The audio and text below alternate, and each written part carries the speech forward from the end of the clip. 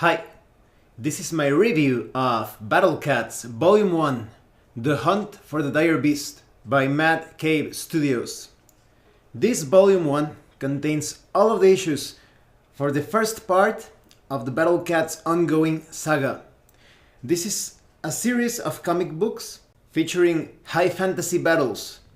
There's a lot of action and things will get quite bloody, quite gritty. I will be reviewing the PDF version, but of course you can also get these issues as physical comic books. Now let's talk about the quality of the PDF. The quality is just amazing. Perhaps the addition of bookmarks would have been great to move through the different issues of Volume 1. The only error that I found was a single typo in the entire thing. Volume 1 spans around 150 pages, so that's pretty good, all things considered. The use of color is superb. I really like the contrasts. There are many bright and dark colors. They also handle the use of black and white between the reticules and the panels in a great way. You can easily tell apart the separations between the different panels. The colors always make a great contrast with the scenes, the battles, everything that unfolds. I especially like the use of lighting. You see the use of magical and more normal looking lights, giving you a great sense of actually being there in those dark places, illuminated by all of the effects, whether it's a spell or just some sort of tool or natural lighting. It's all highly immersive. And whenever the Battlecats begin to fight, their eyes, they glow with this incredible power. They are a sacred group of feline warriors. So the lights start to blur as they move around, attacking, blocking, dodging, parrying, etc. It looks really awesome. The quality of the lines and the definition of the places, the objects, and the characters looks superb. And the use of these rugged looking narration boxes and the placement of the dialogue balloons, everything is focused on complete immersion but also an aesthetic equilibrium among the chaos of the conflicts and battles that you will see in the story. I also like the consistency of the characters' design. There are many panels, both big and small, depending on the scene, depending on what is being communicated to you through the characters, their expressions, the places they are moving through. And you never feel like the proportion was sacrificed. You never feel like the faces change between the different panels. It always feels like they are the same characters moving through an unfolding story. I also really like how, despite having animalistic faces, the Battlecats make all sorts of expressions with their faces. You can see when they are happy or angry or sad or worried or just quite serious. And this is more noticeable in the female Battlecats because they have more human looking faces, but in the case of the male Battlecats it's also quite noticeable. Despite having huge mouths and fangs, you can still see how they smirk or when they frown and similar expressions. And I simply love the layout, the reticule, the arrangement and the use of different panels. The borders of the panels change angles almost sporadically during the battle scenes, and it pulls you into the action. And going back to the colors, they have this misty or almost ethereal quality to them, so you really feel like you're in some sort of magical place, in some other planet where almost anything magical is possible. And I think that the font is really easy on the eyes, so it's going to be very easy for you to read through the entire thing in one sitting. And I also think that the dialogue that is exchanged between the different characters is quite short yet concise. They always tell you what you need to know about a particular scene or panel, and you do not feel like they're constantly using these very long paragraphs. This adds a lot to the action-packed quality of the comic book. Now let's talk about the story. What is Battlecats Volume 1, Hunt for the Dire Beast all about? And don't worry, there won't be any spoilers. I'm just going to mention some things related to the main characters, but I will keep many things in secret or keep them ambiguous so you can enjoy the twists and turns of the adventure. The world of Battlecats is quite mythological. You basically have this lion god, a creator of life. This deity basically planted a seed of life in a planet, and so the creatures that he created began to evolve and to change and of course to war against one another. The planet seems to be ruled mostly by humanoid looking cats.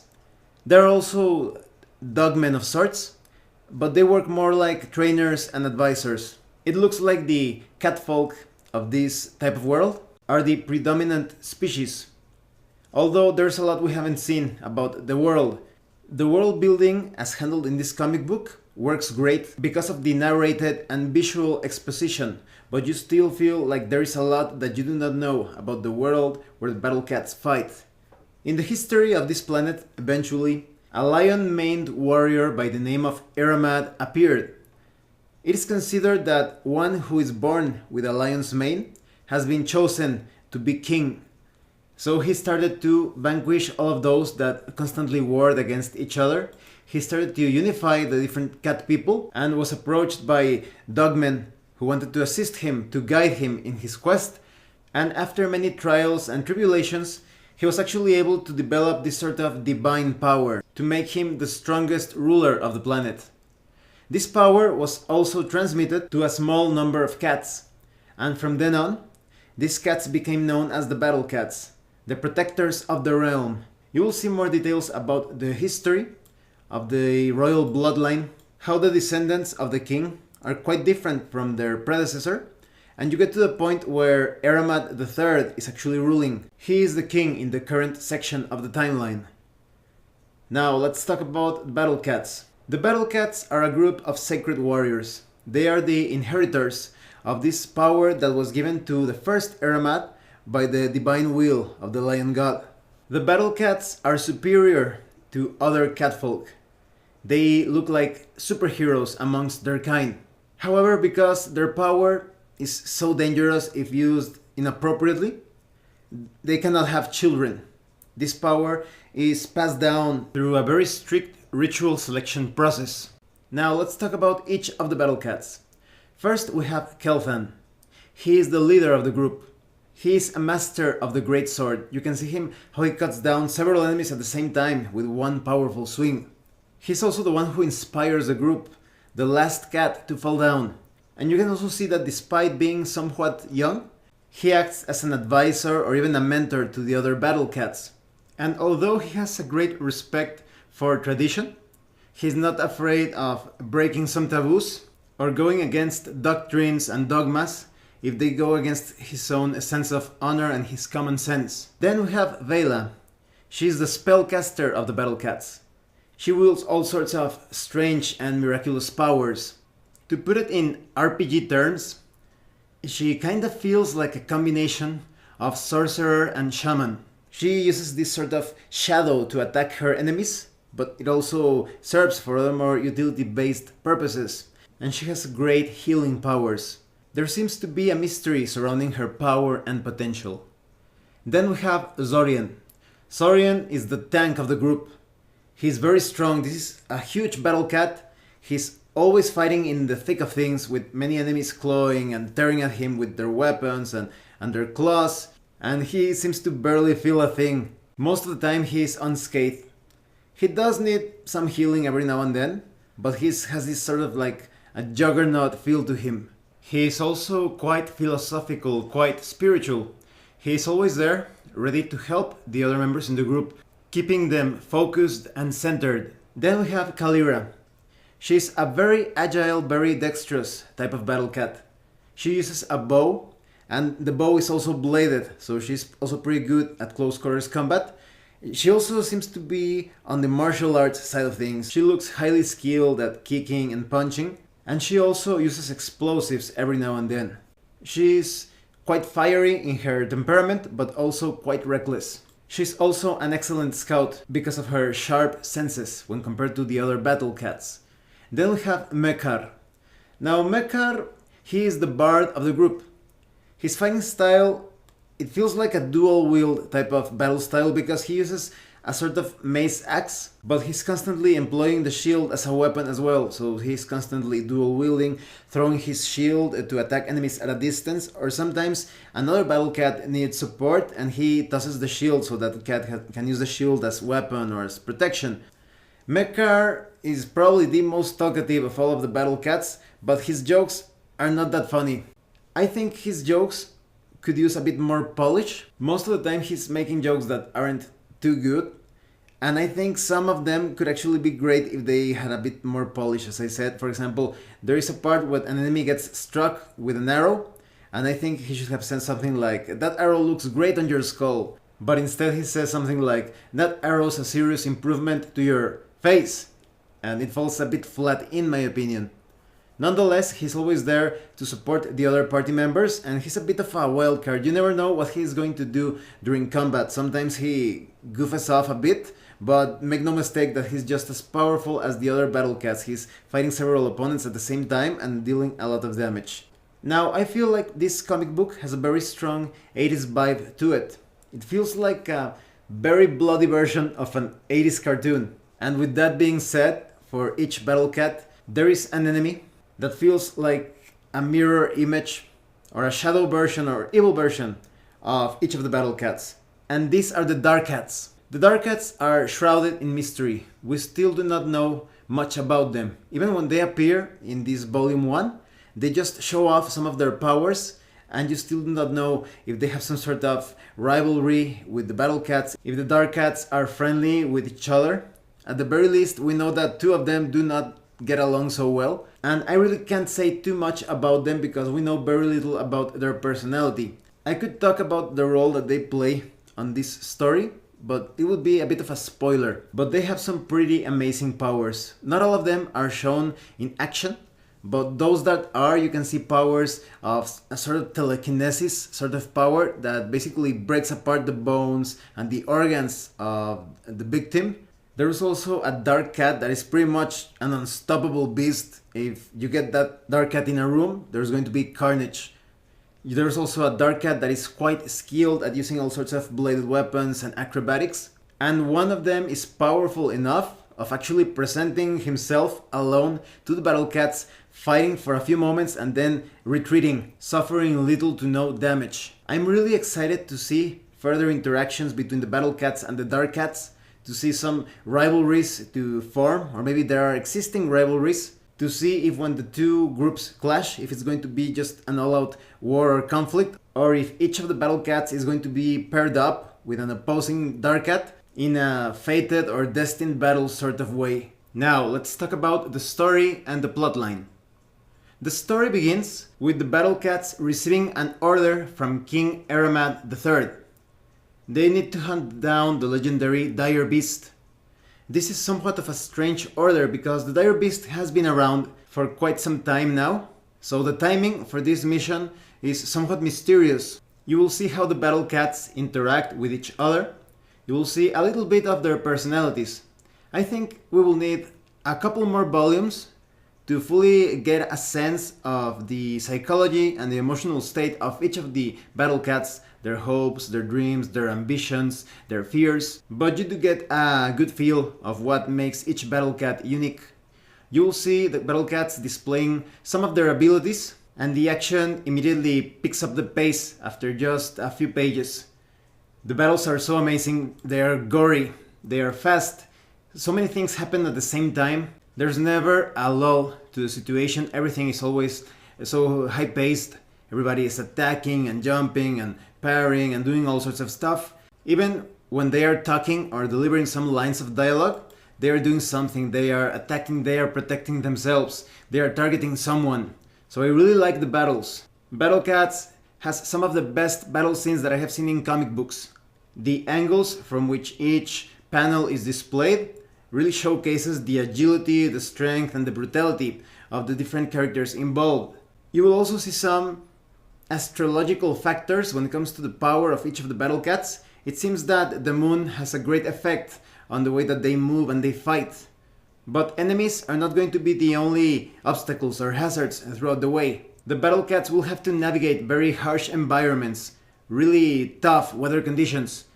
And there's a good variety of adversaries as well. All of the different enemies encountered feel like they belong to a particular environment. And throughout the entire volume 1, you can see how different powers and skills and abilities of the Battlecats have many creative uses.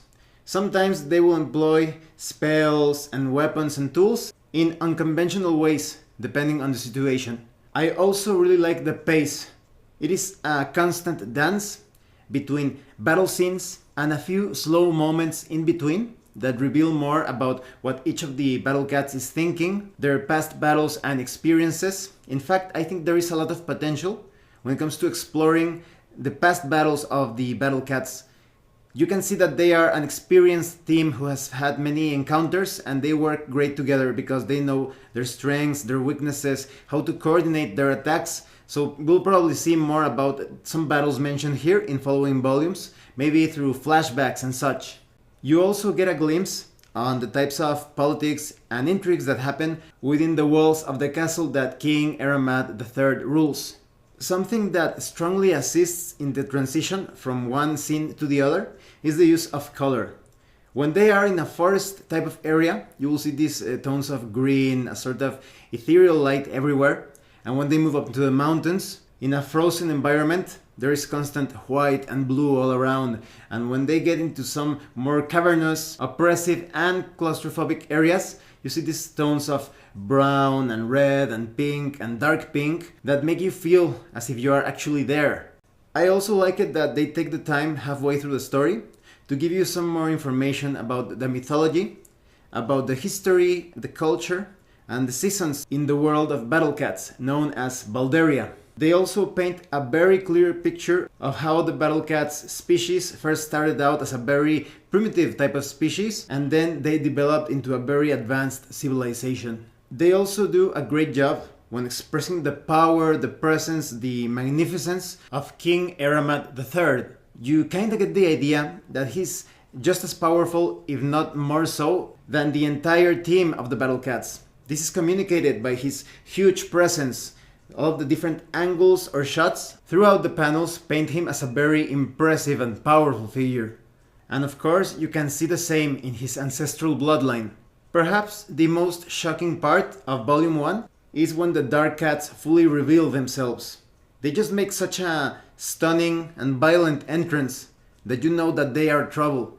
You almost feel quite worried about the Battlecats if they will be able to take them on. Because in Volume 1, you only have a few brief exchanges and the mention of past battles. You don't know exactly how the Battlecats will measure up in terms of battle prowess when compared to the Dark Cats. And by the end of the story, you are left with many questions. There are many things that were not as simple as you would have thought during the beginning and the middle of the story. And the volume ends with a cliffhanger. You really want to know what's going to happen next. As an added bonus, Volume 1 contains additional artwork that is not included in the other issues of Battlecats. You also have some thoughts on each of the design processes for each of the pages. You have words concerning the script, the art, the color and the lettering. So this is really awesome for someone who truly enjoys comic books as an art form. So what do I think of Battlecats Volume 1, Hunt for the Dire Beast? I love this comic book. I love everything about it.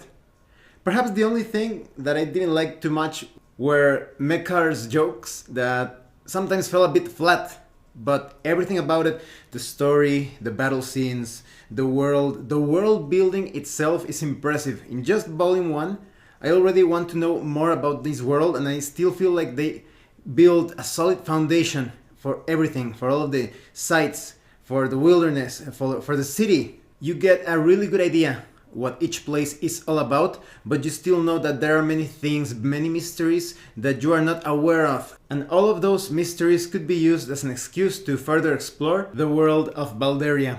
And you always feel like you are traveling alongside the Battlecats, that you are going with them on their journey, on their quest. The world building and the characterization of the protagonists is so good that in fact, if you for example enjoy tabletop role-playing games, you could start creating your own campaign setting based on Balderia. You could use, there are many systems, particularly those over-the-top systems with a lot of fast and furious type of action like Savage Worlds, OVA or OVA, Valor, Pathfinder, that you could use to represent all of the events, the battles, the conflicts in Battlecats. But definitely what I'm most excited about is understanding more about the intrigues and the mysteries, all of the secrets that were left open in the ending of Volume 1.